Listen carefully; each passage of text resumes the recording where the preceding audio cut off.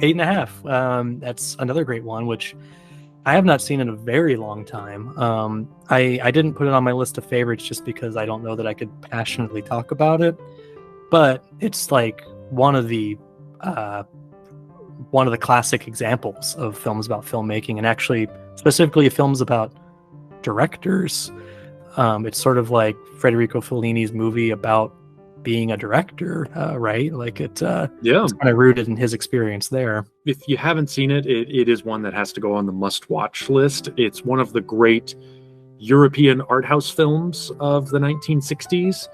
Yeah, basically Federico Fellini's film about the craft of the director and the nature of creativity. But yeah, it stars Marcello Mastroianni as a movie director who has sort of hit a creative block on his latest production and is struggling to overcome it, and he just can't. He's run out of ideas.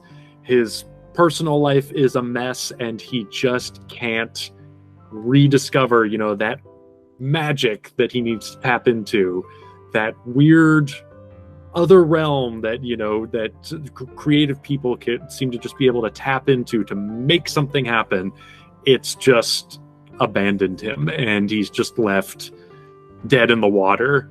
It's a really innovative movie. It combines fantasy and dream and hallucination, and it all sort of free flows into one another. It's a really experimental film from that aspect, in just the way it presents narrative and the way it presents point of view and the way it fuses dream and reality. But it's really unforgettable. Like there are so many haunting sequences in it. There are so many brilliant set pieces. There are some great performances. Marcello Mastroianni gives one of the best of his career.